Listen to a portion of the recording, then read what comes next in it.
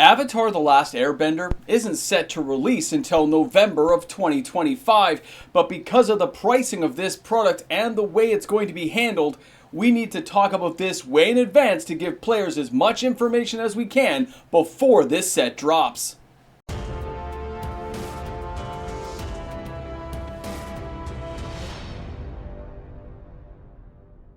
Wizards of the Coast has made a very smart play in getting Avatar: The Last Airbender into a Universes Beyond set. Since 2005, when the cartoon first aired on Nickelodeon, well, people have grown up and they've come a long way, and this is an IP that was a perfect play. Welcome back, everyone. MTG Moxman here, and thank you again for hanging out with me today for another video. Now, that's been 20 years since this thing first aired, and in that time, we've now had a successful Netflix show and a horrible film that I remember seeing. I had a friend who loved this show. We went to it in the theater, and it was not good. If you haven't seen it, go look it up. It's horrible. Now, that being said, though, when Netflix came around and gave us this upcoming season, it was amazing to watch this show. They did a much better job, and a lot of people really appreciated it. I personally liked it. Was it Boomy? The old man, the earth bending guy? Totally crazy. Now, that being said, the fan base has had 20 years to grow up. They're all full-fledged adults, and a lot of these people might be enjoying Magic the Gathering or have at least heard of Magic the Gathering, and now a favorite show. Another big IP like Final Fantasy is being locked and loaded into the Magic Universes Beyond product line. So what does that mean for us? Well, it means there's going to be a lot of sales. There's a lot of interest and a lot of buzz, and we are really far out. But we are so far out that I'm actually a little bit concerned because I'm starting to see pre-orders pop up this far in advance, and it looks like LGSs are kind of gauging before they even have allocation numbers what they should be selling this product for and how popular it's going to be. I mean, let's take a look at a few of these things before we really get into the meat of the matter. Now, the first store I want to share with you had their price up at $629.95 per box. They had 10 plus listed on Thursday. Here we are talking about it on Monday, and they completely sold out. I actually believe their number was 10. Even though it showed 10 plus, I believe the number to be 10. And the reason they put 10 is because now they can gauge how popular a product is going to be. They did this with Edge of Eternities. They had it up for $399.95 a box. It sold out so quickly that they listed another 10. It went to $429, $449, $479, and it's still growing with that popularity. And they're doing these small little break pace things where it's like, I sold 10, how did it do, how quickly? Put another 10 up at this price. This way they can maximize profits while making sure they still meet the market demand of what players want to actually buy. They don't want to have tons of overstock left. This seems to be a new way the stores are doing it. And they're not the only ones because other stores are starting to list these things up. This store has one for $699.95. They don't tell you how many are there, but if you click the quantity button, it actually goes up to 10. Okay, not 20, not 30, it goes up to 10.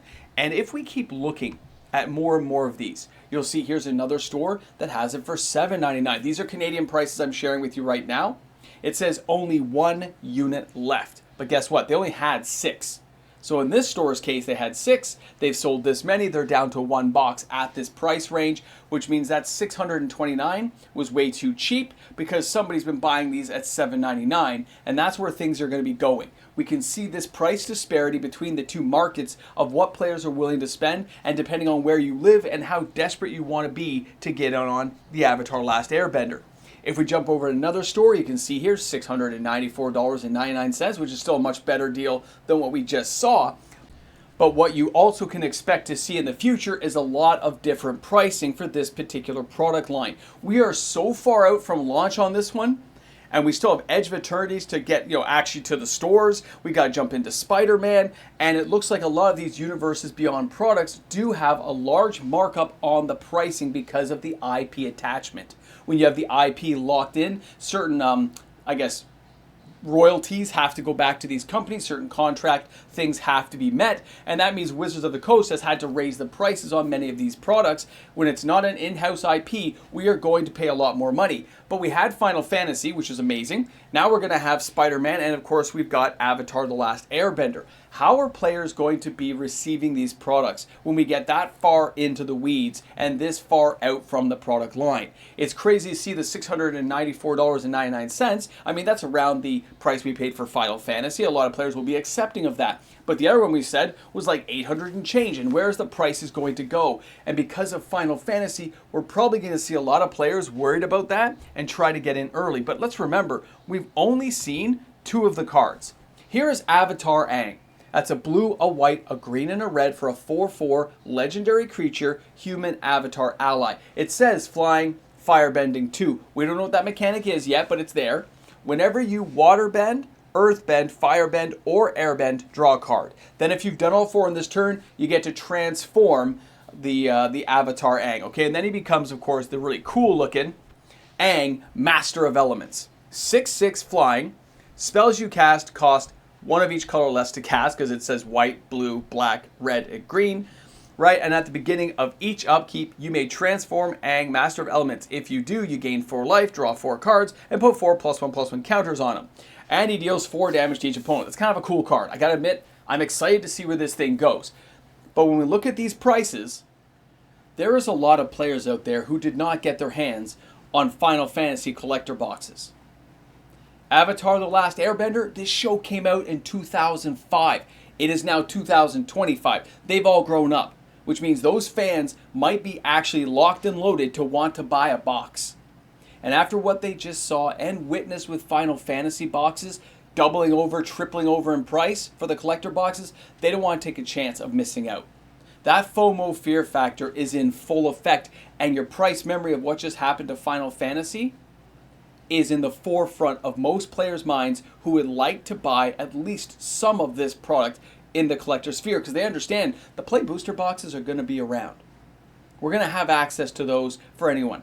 Singles, they're not going anywhere. They will be readily available. But the first thrill, the memory of saying, wow, this is the last Airbender coming to Magic, Universes Beyond. Maybe they got serialized cards. Maybe there's some crazy Surge foil stuff. Look at the characters that are inside Avatar: The Last Airbender. They lend themselves perfectly to Magic the Gathering. And that array of wizards with all the different fire and earth bending abilities, they all get spread out as legendary creatures into Magic. Put that all together and picture how a player feels who wants to get their hands on it. That's why they're buying. You add that in with a little spice of speculators who want to flip these boxes. You add that in with the possibilities of not getting access to any of it because it sells out too quickly, wallet fatigue, etc. This is one of those moments where I think players are just looking really far ahead and not taking any chances. They are locked and loaded and ready to go. But what does that mean going forward? With these IP products, it is a green light strip all the way into the future for a lot of Wizards of the Coast upcoming products, showing them that if they do a good job, put a banger set out, put everything together properly, which they've done so far, guys. I like everything I'm seeing. I'm kind of concerned about Spider-Man, but I'm still excited, but I wonder if it'll be like a standalone thing where most players won't want to mix in with Magic cards or not, you know? But in Standard, of course, it's going to be there. And I know the arena set for Spider-Man is going to be like a generic, which would be pretty cool for a lot of players who don't want to see Spider-Man. That's some good stuff. Maybe it's even a trial thing to see how they can mix it up a bit. You never know what Wizards is doing. But Avatar, for me, the sales price of the boxes and the stores putting it out there this early, they're all kind of wondering, engaging reactions to the market. I think the FOMO's huge based on the sales I've seen already. And we haven't even seen this thing on Amazon yet. You haven't seen this over on TCG Players. So what does this mean going forward? Players are going to lock in their allocations. They're going to make this stuff happen. And it's coming quicker than we realize. But in terms of Avatar, it's still so far. It's November. We've still got upcoming sets to deal with that haven't even come around. And we don't know what other cards and other offerings there are going to be. And these players still went out there and spent $629, $700, $800 a box to get Avatar: The Last Airbender. A successful TV show, a really bad movie, a great Netflix show, and now it's back in action. And of course, we don't know what the future holds, but I can tell you, judging what I've seen so far, this far out, I'm concerned. Excited, but concerned where this is going. I would like to get a box of Avatar, and I don't know if I'll be able to swing it, but I want you guys to let me know. I want you guys to drop these comments down in the comment section. Tell me where you think things are going to be, how it's going to be handled, who's going to be buying it, and what cards you hope to see inside the show. Are you locked on this one? Is this one you have to have? Or are you going to pass this one by, maybe just hit up some singles? These are the things that drive us every day in the world of Magic the Gathering. I want to thank you guys for hanging out. Thanks for being here today on the channel. Again, let me know what you think about the pricing of the product when we compare it against other sets of its type. And I will see you guys soon in the comment sections and, of course, tomorrow with another video.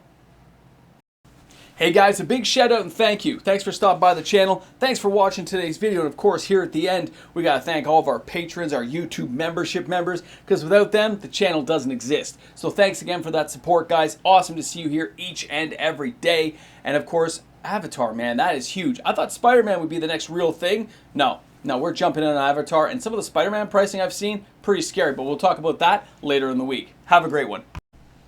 Hey guys, welcome back to the Ramble Jamble. You've made it to the end section. Now, in case you guys haven't seen this stuff, I'll pop this stuff up for you. So that is the Netflix show, and then over here is like the movie. And I remember going to that movie, and it was not well done. Okay, some of the animation was cool even back then, but the actual I guess the script, not good. Okay. Where the TV show, the Netflix show, did a much better job. Not as good as the cartoon stuff, but still very cool to see how they brought that stuff around. Now, I was hoping to maybe get a collector box, here in the channel again. And I gotta be honest, when I see those prices happen like that, it freaks me out. I'm like, whoa, already? Way out here? We haven't even got to Spider. I don't know what to tell you, but it was pretty freaky to see that stuff happen. To see players that hungry for these types of products. And I don't think it's all players. I think there's some speculators in on that. I think they're just like diving in early. And the other players who are just buying one box, that's for themselves. They don't want to miss out. I understand that. I've had other stores ask me if I know much. And I'm saying, no, I haven't. Like, you guys don't even have your allocations yet. You got nothing to go on. But you're still selling some boxes. Woo, crazy stuff. Anyway, thanks for hanging out. Thanks for being here, guys. We'll see where this leads us in the future. Some ramble and some jamble.